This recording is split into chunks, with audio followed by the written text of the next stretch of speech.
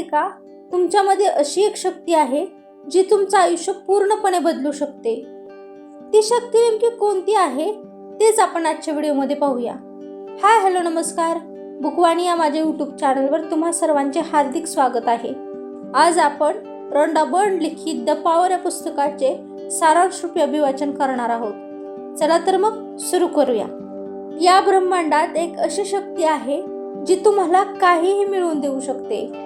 पैसा, प्रेम, यश, आनंद, अगदी सर्व काही.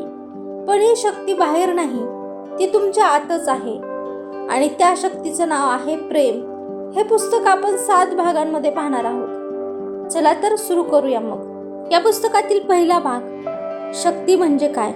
या जगात अनेक शक्ती आहेत असं आपल्याला वाटतं, पैसा, सत्ता, बुद्धी.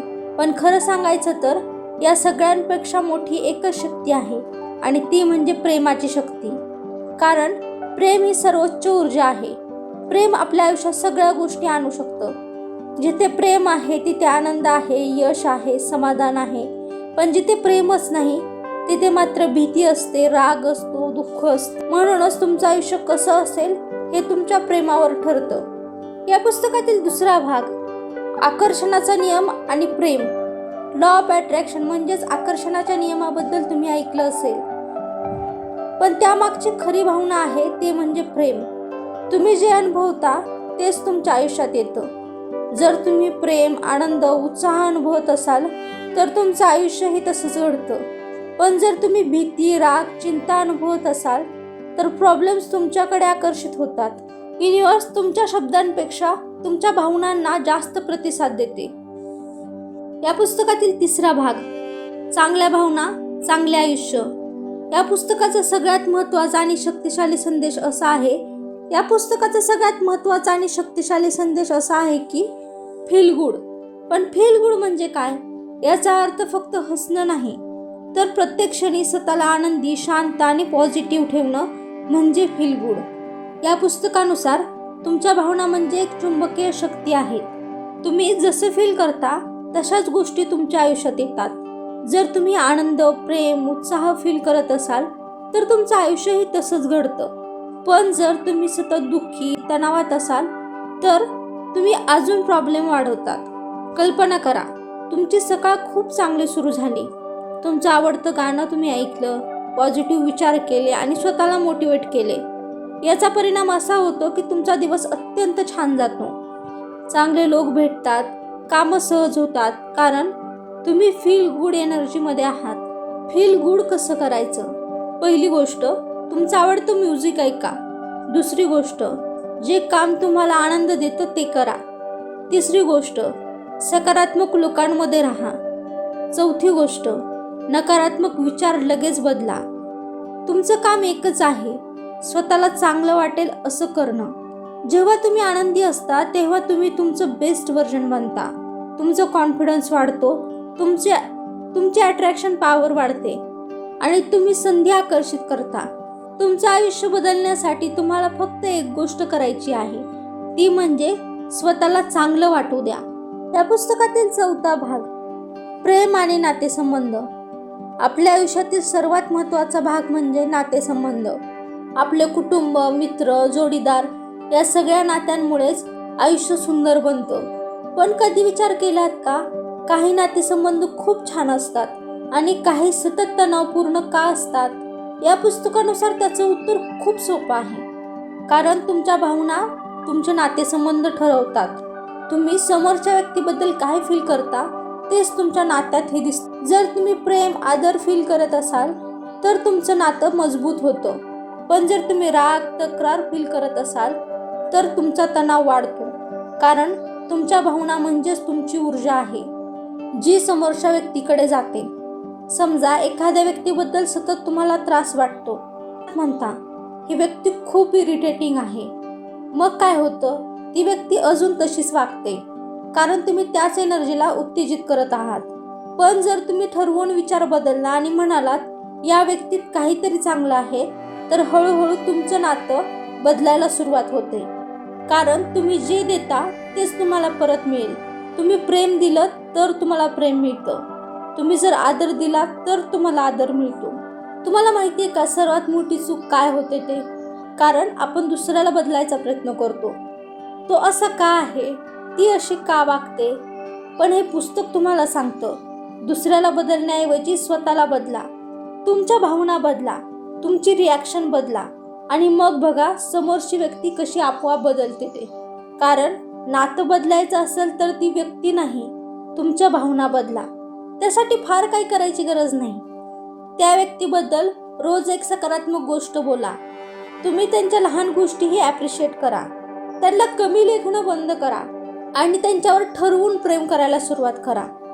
तुम्ही जितके प्रेम द्याल तितकं प्रेम तुमच्या आयुष्यात वाढेल आणि तुमचे नातेसंबंध आपोआपच सुधारतील. या पुस्तकातील 5वा भाग, पैसा आणि यश. आपण लहानपणापासून एक गोष्ट ऐकत आलो आहोत, पैसा मिळवण्यासाठी खूप मेहनत करावी लागते. मेहनत महत्त्वाची आहेच, पण ह्या पुस्तकानुसार एक अजून मोठा फॅक्टर खूप महत्त्वाचा आहे आणि तो म्हणजे तुमच्या भावना. कारण पैशासाठी सुद्धा तुमच्या भावना खूप महत्त्वाच्या आहेत. कारण पैशांना सुद्धा एक प्रकारची ऊर्जा असते. या पुस्तकानुसार पैसा हा फक्त कागद नाही, ती एक एनर्जी आहे आणि ही एनर्जी तुमच्या भावनांमुळे तुमच्याकडे आकर्षित होते. जर तुम्हाला पैशाबद्दल चांगलं वाटत असेल तर पैसा तुमच्याकडे येतो. पण जर तुम्ही सतत म्हणत असाल पैसा मिळवणं कठीण आहे, माझ्याकडे कधीच पुरेसे पैसे नसतात, तर तुम्ही नकळतपणे पैशाला दूर ढकलत आहात. आता आपण पाहूया पैशासाठीचा सकारात्मक आणि नकारात्मक माइंडसेट. 2 लोकांची कल्पना करा. पहिला व्यक्ती सतत तक्रार करतो, माझ्याकडे पैसे नाहीत, सगळं महाग आहे आणि त्याचा परिणाम असा होतो त्याच्या आयुष्यात सतत पैशाची कमीच राहते. आणि दुसरा व्यक्ती सतत पैशाबद्दल ग्रेटफुल असतो आणि तो सतत म्हणतो मला पैसे आवडतात, माझ्याकडे पुरेसे पैसे आहेत आणि अजून येत आहेत. याचा परिणाम असा होतो त्याच्याकडे पैसा येण्यासाठी संधी निर्माण होतात आणि त्याच्याकडे पैसा वाढतो. म्हणजे तुमचं माइंडसेट तुमची रिॲलिटी बनतं. यामध्ये तुम्ही व्हिज्युअलायझेशनची ताकद वापरू शकता. पुस्तक सांगतं जर तुम्हाला सक्सेसफुल व्हायचं असेल तर आधी स्वतःला सक्सेसफुल म्हणून बघा. रोज काही मिनिटे डोळे बंद करा. स्वतःला तुमच्या स्वप्नांच्या आयुष्यात घेऊन जावा. तुमच्याकडे पैसा आहे, तुमच्याकडे घर आहे, तुमचं आयुष्य एकदम सक्सेसफुल आहे म्हणजे ते तुम्ही फील करा. फक्त विचार करणं पुरेसं नाही, भावना खूप महत्त्वाच्या आहेत. तुम्ही जितकं जास्त फील कराल तितक्या लवकर ते तुमची रिॲलिटी बनेल. कारण तुमच्या यशाबद्दलच्या भावना तुमच्या यशाला तुमच्या आयुष्यात नक्की आणतात. म्हणून आधी फिलिंग येते आणि मग रिॲलिटी बनते. तुम्हाला जर श्रीमंत व्हायचं असेल तर आधी स्वतःला श्रीमंत असल्यासारखं फील करा. या पुस्तकात तुम्हाला जर तुमच्या आयुष्यात पैसा अनुभवायचा असेल, यश अनुभवायचं असेल तर ते कसं करायचं हे थोडक्यात सांगितलं आहे. यासाठी लेखिका तुम्हाला सांगतात पैशाबद्दल नकारात्मक बोलणं बंद करा. तुमच्याकडे ज्या गोष्टी आहेत त्यासाठी तुम्ही ग्रॅटिट्यूड दाखवा. तुम्ही रोज तुमच्या स्वप्नातलं आयुष्य व्हिज्युअलाइज करा. तुम्ही रोज पॉझिटिव्ह अफर्मेशन बोला. तुमच्या भावना पैशाला आकर्षित करतात, म्हणून आधी फिलिंग बदला. या पुस्तकातील 7वा भाग, ग्रॅटिट्यूड म्हणजेच कृतज्ञतेची शक्ती. या पुस्तकात एक अत्यंत पॉवरफुल सिक्रेट सांगितलं आहे. या पुस्तकामध्ये असं सांगितलं आहे जर तुम्हाला तुमचं आयुष्य बदलायचं असेल तर फक्त एक सवय लावा, ती म्हणजे कृतज्ञता व्यक्त करण्याची सवय. ग्रॅटिट्यूड म्हणजेच कृतज्ञता म्हणजे तुमच्याकडे जे आहे त्याबद्दल मनापासून आभार मानणं. हे फक्त शब्द नाही, ही एक पॉवरफुल फिलिंग आहे आणि ही फिलिंग तुमच्या आयुष्यात अजून चांगल्या गोष्टी अट्रॅक्ट करते. यामध्ये आपण पाहूया की ही कृतज्ञता काम कशी करते.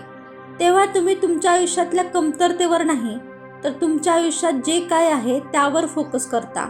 म्हणूनच ग्रॅटिट्यूड म्हणजे मोर ब्लेसिंग्स. हे तुम्ही कसं करू शकता हे लेखिकेने या पुस्तकात सांगितले आहे.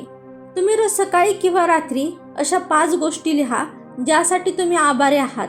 माझ्या सुंदर कुटुंबासाठी थँक्यू, माझ्या निरोगी शरीरासाठी थँक्यू, माझ्या सुंदर घरासाठी थँक्यू, माझ्या कामासाठी थँक्यू आणि सर्वात महत्त्वाचं म्हणजे हे म्हणत असताना ते तुम्ही फीलही करा. तुम्ही जितकं कृतज्ञ असाल तितकं तुमचं आयुष्य बदलायला लागतं. छोटे छोटे चमत्कार घडायला लागतात कारण तुमची एनर्जी कम्प्लिटली बदलते. ज्या गोष्टीबद्दल तुम्ही आभार मानता तेच तुमच्या आयुष्यात वाढतो. चला तर आता थोडक्यात पाहूया या पुस्तकामधून आपल्याला काय शिकायला भेटलं ते. तुम्हाला काही बाहेर शोधायची गरज नाही, कारण जगातील सर्वात मोठी शक्ती तुमच्यातच आहे. प्रेम हीच ती शक्ती आहे आणि तुमच्या भावना हेच तुमचं फ्युचर तयार करतात. तुम्ही काय विचार करता आणि त्याबद्दल काय भावना तुमच्या मनात आहेत त्यावर तुमचं आयुष्य ठरतं. तुम्ही तुमच्या आयुष्यातील गोष्टींवर खूप जास्त प्रेम करा, त्याबद्दल तुम्ही आनंदी राहा आणि त्यासाठी तुम्ही कृतज्ञ राहा. ह्या 3 गोष्टी तुम्ही फॉलो केल्या तर तुमचं आयुष्य नक्कीच बदलेल. कारण तुम्ही शोधत असलेली शक्ती ती कुठेच बाहेर नाही, ती तुमच्या आत आहे. याबरोबरच रॉन्डा बर्न लिखित द पॉवर या पुस्तकाचे सारांशरूपी अभिवाचन येथे समाप्त झाले आहे. भेटूया मग एका नवीन पुस्तकासह नवीन व्हिडिओमध्ये. तोपर्यंत हे पुस्तक तुम्हाला आवडलं असेल तर पुस्तकाची लिंक मी व्हिडिओच्या डिस्क्रिप्शनमध्ये देत आहे, तिथून तुम्ही ते खरेदी करू शकता. आणि हा व्हिडिओ तुम्हाला आवडला असेल तर व्हिडिओला लाईक करा, शेअर करा आणि चॅनलला सबस्क्राईब करा. नवीन व्हिडिओच्या नोटिफिकेशनसाठी बेल आयकॉन दाबायला मात्र विसरू नका. धन्यवाद.